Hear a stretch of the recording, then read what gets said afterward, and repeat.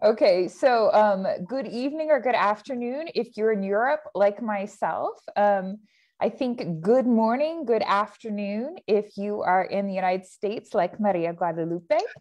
I'm very excited. This is our first live on Facebook as an institute. And we wanted to do this specifically because Maria Guadalupe Rodríguez Garcia is one of our newest research scholars. But even more so because we're very excited about this new course she'll be teaching on masculinity. So every time I teach anything on gender, right, we talk a lot about the feminine genius and the way that St. John Paul II explained that to us. We look at Mulieris Dignitatem, we look at scripture. And the question that always comes afterwards, both from women and from men, is what about the masculine genius? What is masculinity? How does the church think about that? And so this is why we wanted to begin by asking a scholar who's an expert in this field. Maria Guadalupe has her bachelor's in communications. She has her master's in social anthropology from Aberdeen, Scotland. She's currently going in the direction of a doctorate. And I have to say, when I first met her, I was extremely impressed both by her beauty and by her eloquence, by her capacity to explain things like John Paul II's subjectivity in ways that all of us could understand. But even more so after traveling the world and speaking with experts in 14, 15 different cultures about femininity, masculinity, I was even more impressed because none of them got it like her. I learned more from the conversations that we had one-on-one, from her own research than I did from persons who had the university brand on them. And so for that, I'm very excited to open this live by asking her some questions so that I can learn more, right? But also so that you can learn more and you can begin to benefit as well from her research, from the work that she's done formally in academia, as well as from a lot of her own teaching. She's been teaching theology of the body for the last 9 years, as well as the current research that she's doing with men and women. So the first question, perhaps the most obvious, is why masculinity? What interested you about this topic, and why do you want other people to be interested in it or learn about it as well? Thank you. Thank you so much. They're so beautiful and very kind words of a really good friend of mine. And I'm so glad that we met at that summer seminar. Thanks for the Hildemer Project for that. And yeah, so why masculinity? As you already said, I've been studying theology of the body studying, learning, and sharing theology of the body for the last 9-10 years or so. And so we've always been drawn into the subject of sexuality, gender, anthropology. So when I started my research, when I started my master's on anthropology, that was my starting point, my interest in gender. So what I became focused on masculinity is also because of my personal experience. So I grew up with a great father and with a great brother. Both of them, I consider them both of them to be good role models of masculinity. They were always very nurturing, and I always felt I never felt mistreated because I was a woman. I always felt treated with equal amount of respect and love and care by my father especially, and of course as my brother as well. So I think having those figures in my life made me understand or have a better approach or a different approach towards masculinity. But at the same time, growing in Mexico, we grow up with this word that is called machismo. So machismo is it's a word that you hear very often in conversations in Mexico. And it's a way to explain or to identify certain negative traits associated to the way that Mexican men are raised up in Mexico. So I grew up hearing a lot of stories from aunts, from family, from friends, about how machismo was something detrimental for society, how many men have, because of this machismo, have to portray, have to portray this mask that allows them to be violent or to have to show off, the sexual potency and or to their bravery. There is many associations of machismo with, I don't know, with alcohol consumption. So these two conflicting narratives in my own life story, in my own culture, make me wonder what is the authentic masculinity? What is the authentic man that at the same time my father grew up in this same culture, but he was able to flourish with a better understanding of his own masculinity. And what doesn't happen with many other men, particularly in the Mexican context. And now through my research, finding out that in many other cultures, there is also crisis about what is the appropriate understanding of men that should lead them to nurture and to make society flourish and to make women flourish as well, and to work with them. Because as I keep digging more into masculinity, I keep finding narratives, different conflicting narratives from different political ideologies, from different parts of academia that deal with masculinity from a very, very different paradigm and very different theoretical framework. So I found like it's very hard to understand and to create a new culture that embraces masculinity and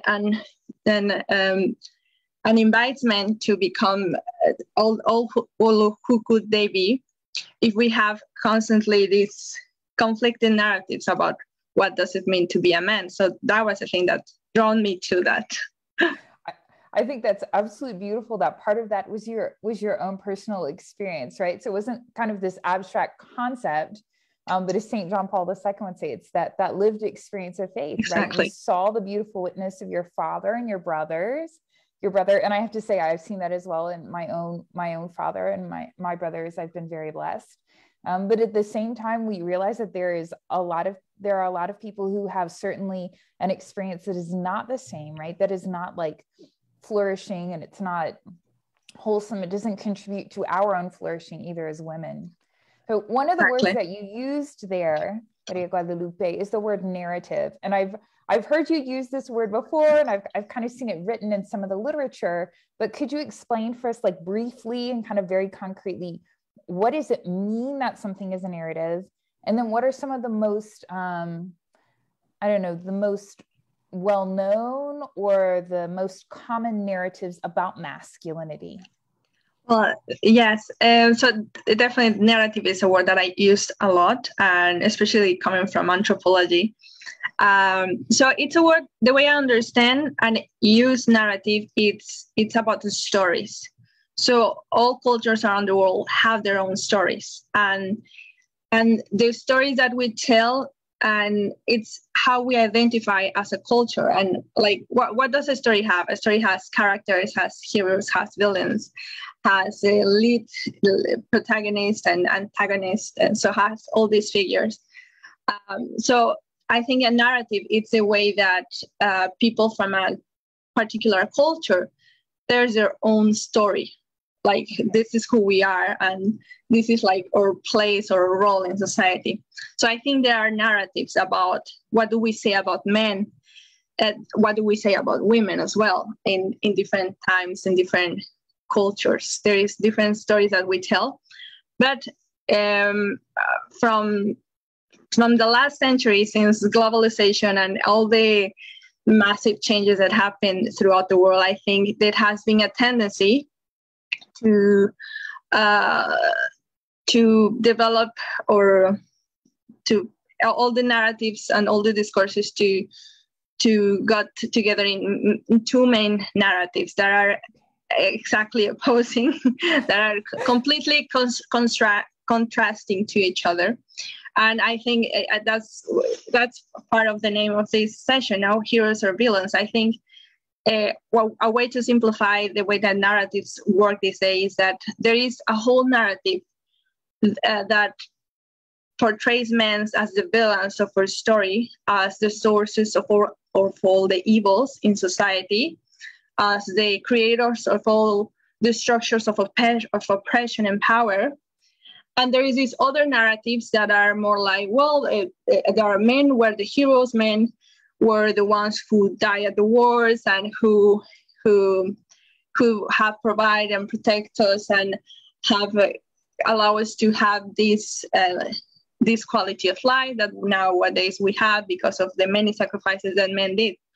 And we have at this moment globally throughout the world these two narratives opposing to each other. But I think at the core, both narratives are trying to reform society, to reform masculinity as well, but from a completely different framework, which is particularly difficult. And I think one of the things that is very in the narrative of masculinity, and I think most people can agree with this, is the issue of violence and the issue of sexual desire. I think those two main things are brought up a lot in the stories of men, in their development, in what is their role, what should be their position, how their identity should look like. I think those two issues, there are a lot more, of course, but I think those two things work as a very important part of the narrative of men. Okay, so if I understand correctly, when you use the word narrative, you're talking about these shared stories. They're shared stories of personal experience, like you shared with us about your dad and your brother and then your aunts. And that right now, you said because of globalization, we basically either want to paint men like 100% as villains or 100% as heroes, right? So they end up, it makes me think of all the Marvel like stories that we've ever watched, or, Yes. Night Shyamalan, Unbreakable, like, is he a hero or is he a villain? And that's the thing with culture, that like culture is like a collection of lived experiences, like put together and put them all together, you make meaning of it. You create you have a convention of what does that mean for everybody. You have an interpretation of your own reality. So that's it's also very important. And that is the reason culture plays such an important role in your personal identity, because it gives you a frame to see the world, to understand what is happening to all your actions. So culture plays a very important role in how do you relate to other people and you relate to the world, and how do you see yourself and your own role in history. So that's the reason narratives and the stories that we tell are very important, in playing an important part in the formation of identity. So they would help me decide, for example, my cultural formation, and would help me decide, do I think this man is acting as a hero or do I think he's acting as a villain, when even the story might be a bit similar, right? It could go either way, because that's the way that I've been framed, the framework in which I've been framed. Yes. You mentioned as well, oh, sorry, I cut you off. No, go ahead. Go ahead. Okay, so you mentioned as well sexual desire, and how this plays you said this plays a huge role in the way that men are portrayed, in the way that men are understood. And it's true, I think in my own research, I've seen, for example, violence against women has very much increased in the recent past and even today, which is surprising. We think, the world is more progressive, and this is true in developing countries and also in developed countries. And yet at the same time, I've seen, and working with couples, right, there's this men seeking to help women understand, right, like the way that, or the reason I want to give myself to you isn't because I have this huge libido, right, but because in the marital act, for example, it's the biggest gift that I can give you. So I wanted to ask you, you said that when we were discussing the course, that there are a lot of anthropologists who focus on the anxieties of men regarding sexual desire. And St. John Paul II spoke about this also in Love and Responsibility, right? Men have this tendency to sensualize relationships. So could you give us a sneak preview about what the lived experience of desire, sexual desire, tells us about masculinity? Yeah, so that's honestly, that's going to be one of my favorite sessions. That's one of the ones that I'm going to be able to share based on my research. And so one of the main things that influenced me on reading about masculine desire was to find the way that men talk about their lived experience of desire. That it's almost like they refer as desire, as attraction, in many instances as a struggle, as something they struggle with. And in many cases, in many different cultures, there is something that they want to get rid of. That desires, and in particular desire towards women.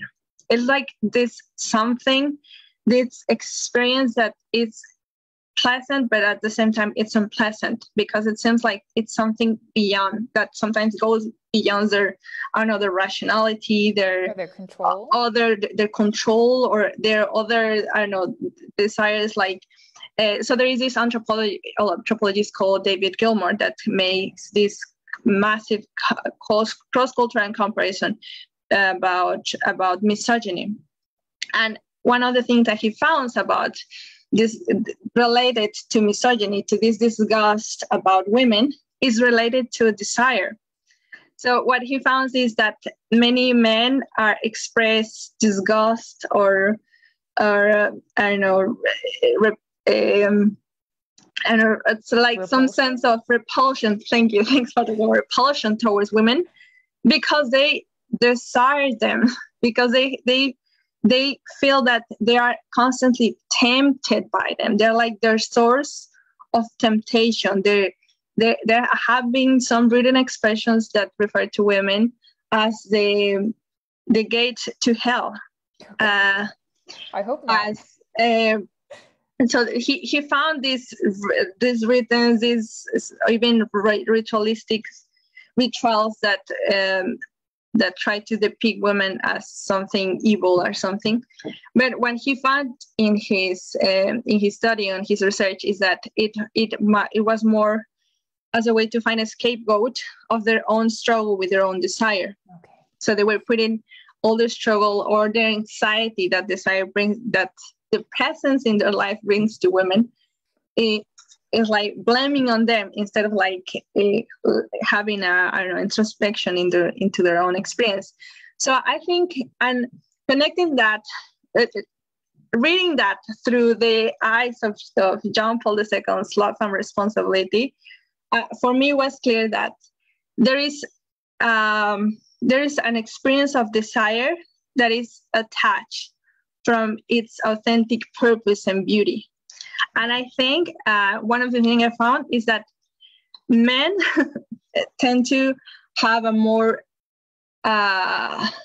because according to John Paul II, we have a fallen nature, right? So we don't understand the real purpose of many of the things that we have in our designs.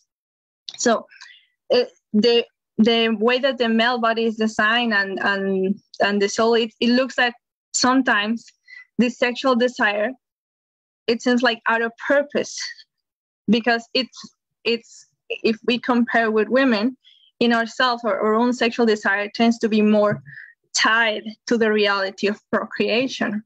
Mm-hmm. But in men, it's like something that is not self-explanatory. It's not that obvious for men that it's a call for life. It's a call to give. It's a call to receive and to make a gift of themselves to women. Sometimes it feels like detached. So, like for instance, in as the Platonics, the Plato's world of view of this dualism of this body and soul. Mm-hmm. What is the liberation for men look like? It's being detached from those bodily appetites, and one big nuisance to that prevents men from reaching to the walls of ideas is desire, sexual desire. And where do you find that idea again? In Buddhism, sexual desire, it's something that prevents you to reach enlightenment, full enlightenment. Okay. And you find some Buddhist writings that talk about the dangers of how sometimes women are a danger for men to reach their full enlightenment. So we want to like dissociate, become apart, or isolate from them. And then at the same time, we find the song of Ed Sheeran of Shape of You. I'm in love with the shape of you. I'm attracted to the shape of you. And how many things that are written are like towards the female body. It's men talking about the female body. So it's like, and where do we find an expression again? And we can find more connection in the Song of Songs. There is these expressions that we find about how he's making complaints about the beauty of the shape of the female body. So it's this desire that it needs to be redeemed and truly understanding their full capacity, but that in many men, and especially with one of the other things that was brought by globalization was pornography, the access and the affordability of pornography, which is another way to fully detach the purpose and authentic meaning of that desire, particularly in men. I know men and women struggle with pornography nowadays, but it's something that tends to draw more and more men now at these days. So if I understand correctly, what you're saying is one of the reasons that sexual desire is so talked about is it's misunderstood, right? Because we see it more often in its fallen nature than its beauty as a gift of self.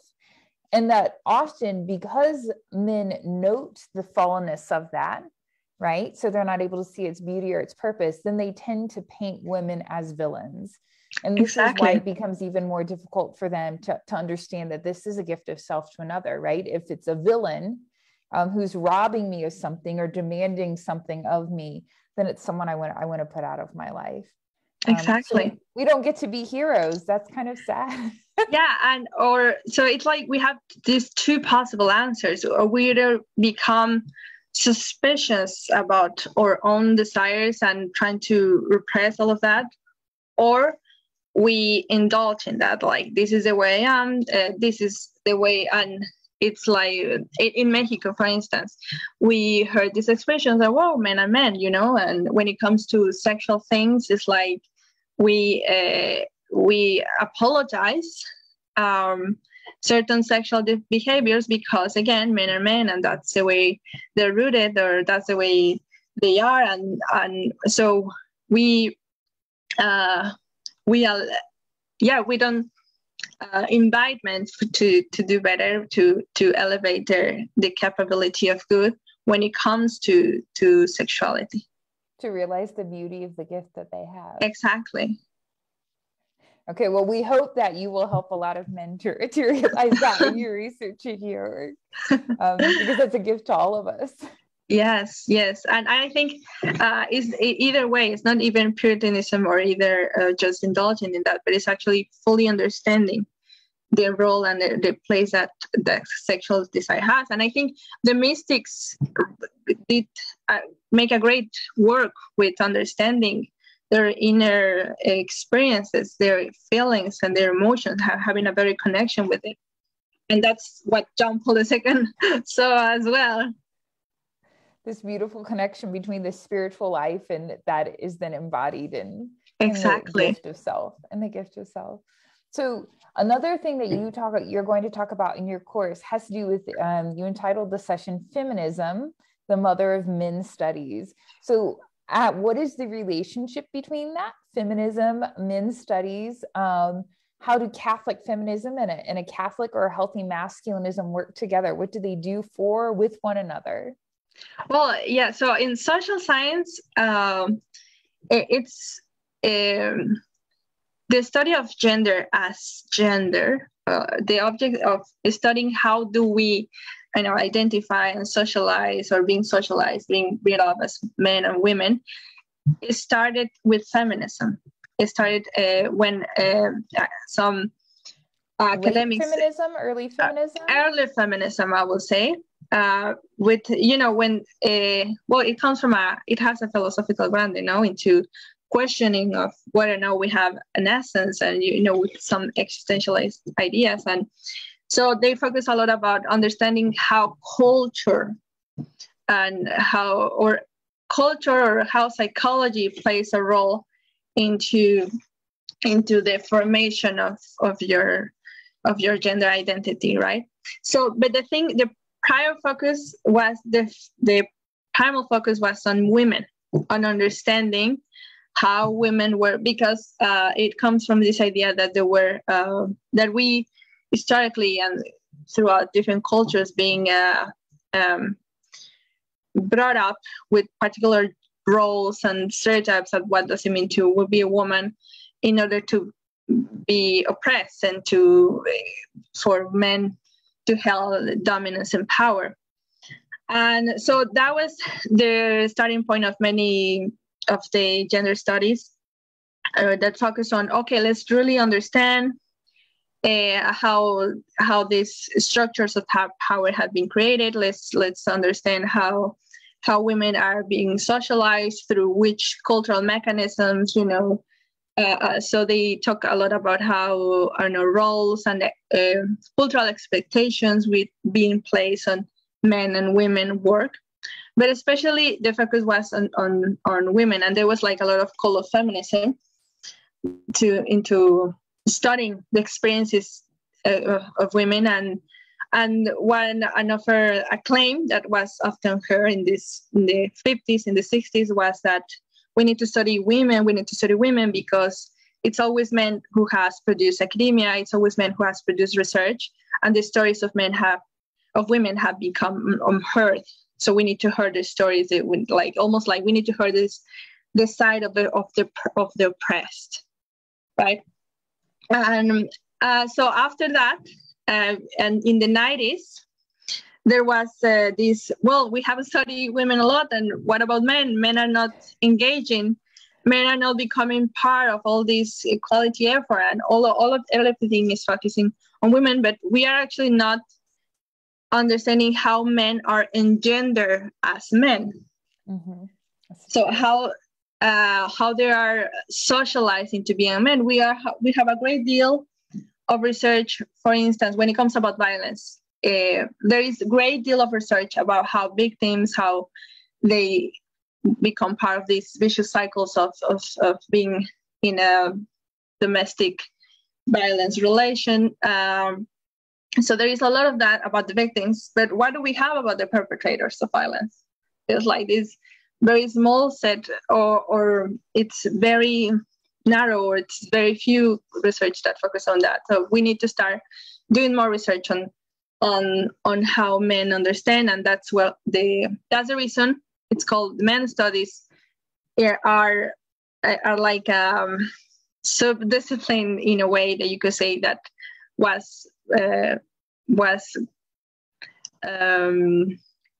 gave birth by feminist studies. So that's one.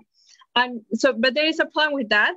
The problem is that men studies, and for the most part, this field of work is it has a main framework, which is this idea of patriarchy and hegemonic masculinity and on oppression, and how the entire structure of society has been made to favor men, sorry.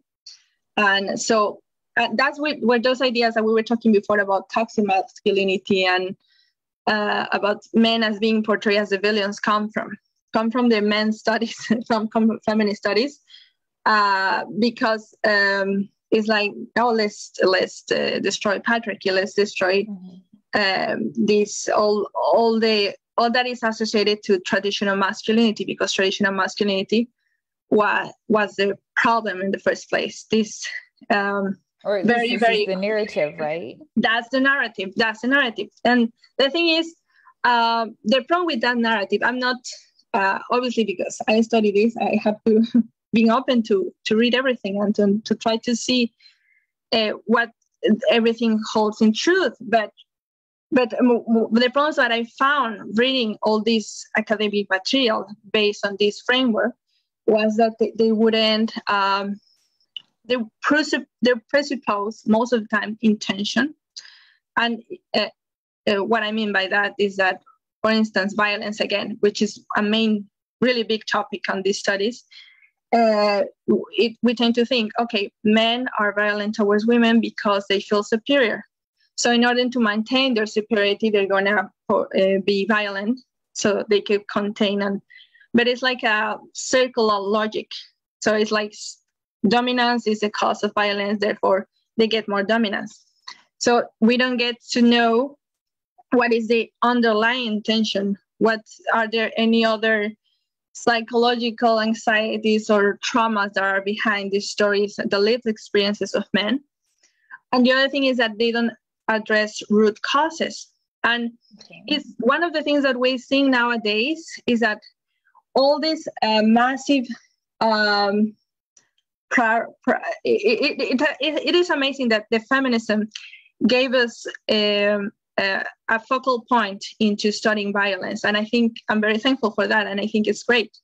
But the point is that we haven't developed more frameworks. We have been stuck for the last few decades, stuck with the same, trying to understand violence with the same paradigm. And the problem with that is that the public policies that are made don't address any of the root causes. They're just more contention sort of public policies. There's like, okay, let's help victims, let's build shelters, let's have all of these things, but we don't really yet get to understand or address, make public policies that work on a long-term, with a long-term impact into abolishing, eradicating fully violence from the struggle at heart of every person that is violent, right? So I think. Can I stop you right there? Because I have yes, please stop. I have a couple of questions that I'd like to ask. Sure. So one of the difficulties you said is that like this continues to be the main framework. So one of my further questions would be, and maybe this is the second one you want to answer, but it would be, has there been any better understanding of masculinity that has come out of feminism or that's come out of men's studies? But the second thing is, so when you're talking about violence, and I want to make sure I get this correct, this is the last thing that you were saying. It's basically like we wait till people get sick and then we give them medicine, right? We wait till women get battered and then we give them a shelter, or then we try and get them out of that situation. But we're not doing like, what do we call this? You get like your health checkup every year because it's supposed to be preventative medicine, right? So we're not doing anything to figure out why violence occurs in the first place so that we can help break cycles and help people to live more fruitfully. Is that did I understand correctly what you're saying? Yes. And it's a perfect way to summarize, a better way to actually explain it. And so, definitely, of course, feminism has brought a better understanding, has given us great insights. One of those things is its vulnerability. It's bringing the subject of vulnerability in masculinity.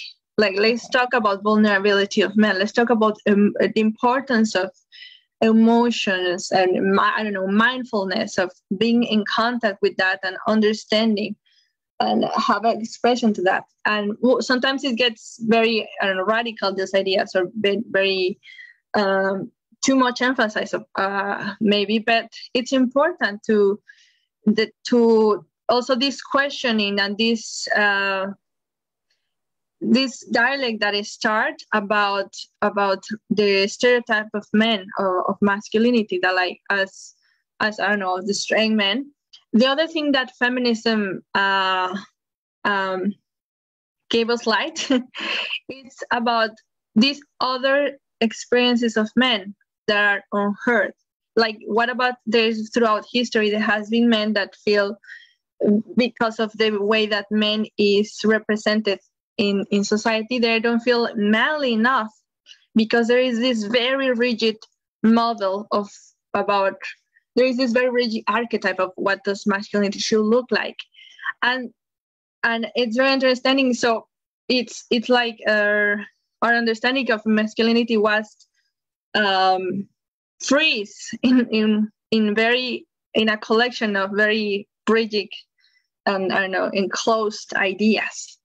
So I think it's important to let's go beyond these ideas and in part of this course, like there's like, okay, let's go to the metaphysics of masculinity. Then let's go deeper. Let's go to the theological aspect of masculinity. So we don't get stuck in, oh, you have to be brave and strong, go to the gym, like sports, and all of this idea that a lot of men do identify, and that's great, but many other men don't, but they still something that they about deeper and universal about masculinity that they have as a gift within themselves that they should be able to express and live at their fullest, right?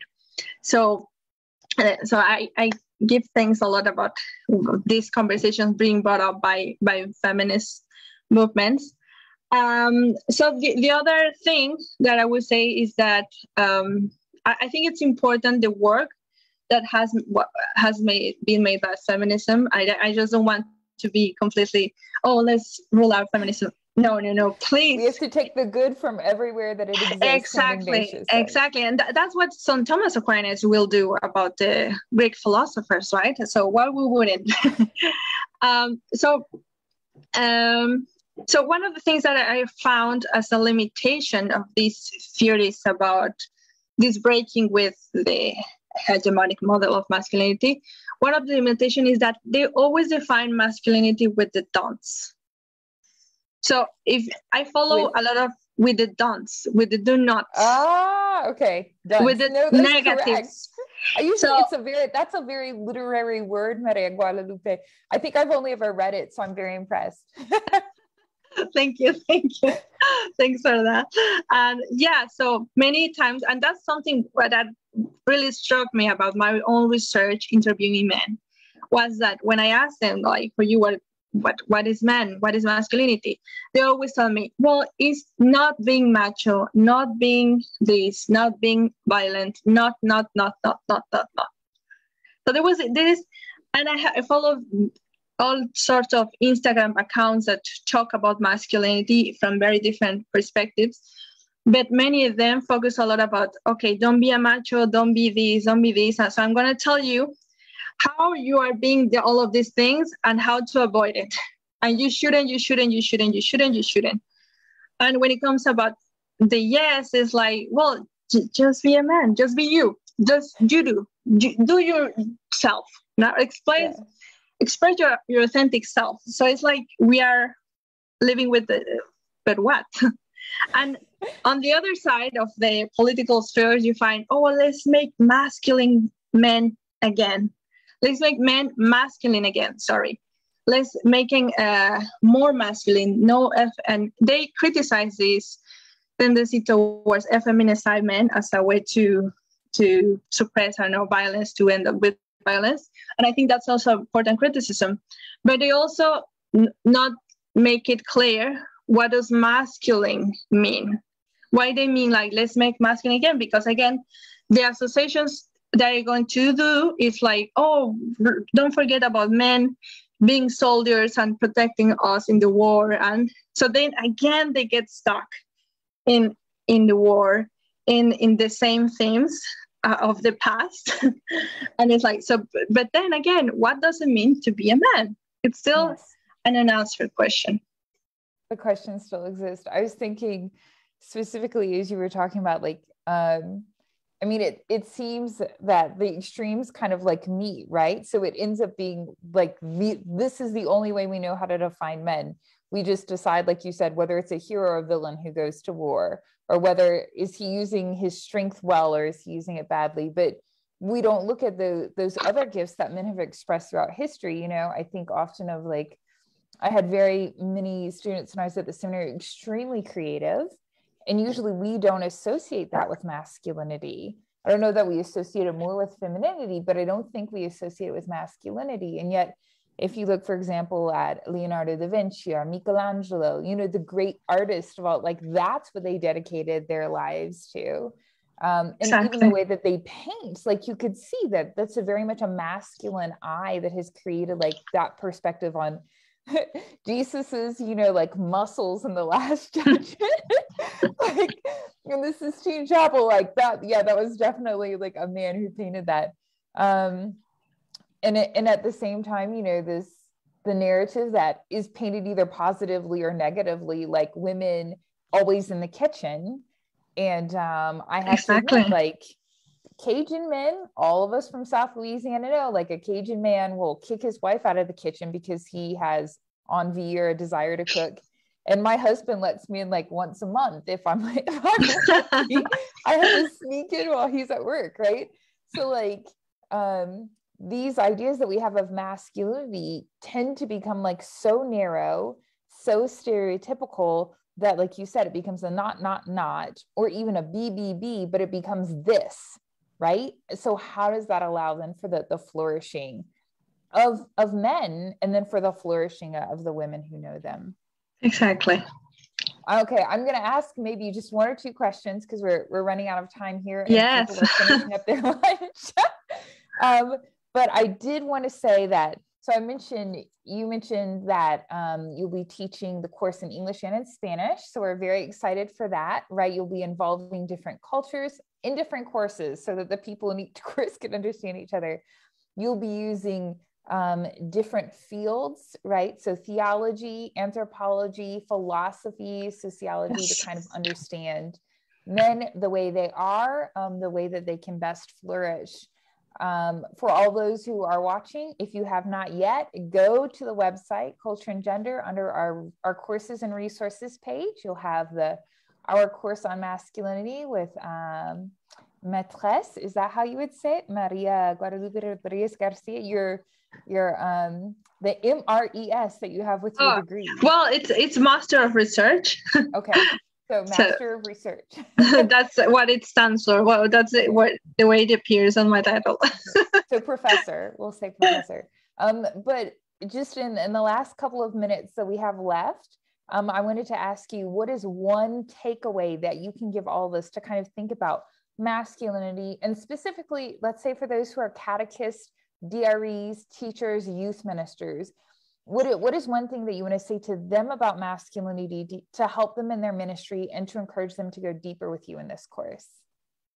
Yeah, so I think what I really want to encourage about this course, it's this idea about how if we understand as either men as heroes or villains, we have a very narrow or very simplistic, maybe reduction vision of the human person. So what we're trying to look at when we look at masculinity is establishing an adequate anthropology. So what does that mean? Yes. What does that really mean? So John Paul II is the one that uses this expression of adequate anthropology. And when he does that, he's trying to say, let's look at the whole story completely, but not only like historically, like throughout the whole time, but also throughout the whole person, in all the structure of the human person. So let's look at what does it mean to be a human person from the origin, how God intended, what was his original plan, then how everything became a struggle through sin with the original sin, and what is the ultimate redeem reality with the resurrection. And also in our all internal and external structure as a human person, what does that mean? What's the meaning of the experience? So what I would say about masculinity is, like, instead of thinking if whether or not there are heroes or villains in the story, let's understand what's really happening here, and it's that it's wounded masculinity. I think it's a struggle masculinity. It's a crisis of masculinity, in the sense that we need to understand better its real purpose and its real meaning. And also there is a lot of talking about, and I think it's amazing, they talk about the genius of femininity, and there is all this, and I love that. I love the fact that we are so flattering in our, we are so praised as women, or like, women are praised nowadays, which is amazing. But so we need to take again a look at what are the benefits, what are the fruits that comes with masculinity, that comes from the gift of masculinity. So I wanted with this course help to have a vision, to establish a vision of to understand masculinity. So all the people, all the pastoral care and all the pastoral approaches towards men fully allow them to flourish into as their fullest possibility, to give them, especially give them answers, real answers, practical answers for their own inner struggles, into becoming men and into guiding other men in their lives. So I ideally for this course, I would love to have a lot of people helping, or people ministering, people having boys, raising little boys, raising young men, teachers, professors, people in any sort of youth ministry with catechism, or even seminarians with priests, or working in the formation and preparation of priests, to have a better understanding of what is the struggle behind the struggle, and what is the real, the authentic meaning behind that struggle. What is the distortion that has been made? Why? How that distortion come to be from a theological, psychological perspective, from a philosophical grounding, and how does that look like in culture? Like, what is the relation with the inner struggle with the cultural representation? Like, what these rituals, these many other things that we don't like about our cultures, what is their real meaning or their underlying intention behind? So instead of just like addressing and having all this collection of let's erase all the things of our culture, let's address the heart of the issue. Let's address the core internal struggles of men. Instead of addressing just like the bad traits or the evil behaviors, let's address the wounds. Yeah. Let's hope further in the redemption of our men, right? Exactly. Amen. Amen. Well, I'm going to thank you, Maria Guadalupe, and let you go, because I think you're probably hungry now. It's about lunchtime there in California. Almost. I think a little snack will be okay for now. So we'll let you run along to your snack, but I wanted to thank you again for taking this time to explain, because I think a lot of times, like we said earlier, masculinity either gets lost in the mix when we're talking about feminism, or gets very much characterized or made stereotypical, right? There's yes. So thank you for helping us think about it, but I especially want to encourage you, so that you know that you are in my prayers as you continue to prepare this course. And Thank you. DREs and youth ministers, if you have not thought about masculinity, teachers, if you do not have this on your curriculum, the questions are going to come. And you need to be prepared, because they're already there. If there are Instagram accounts on it, if there are Facebooks, there are going to be TikToks, and you need to be prepared to give a reason for your hope to the young men and women and the older men and women who are in front of you and to whom you're ministering. So we'll finish now. Y'all are in my prayers as well, all of those who support, who follow us, and who aid us. And God bless you and your families. Thank you.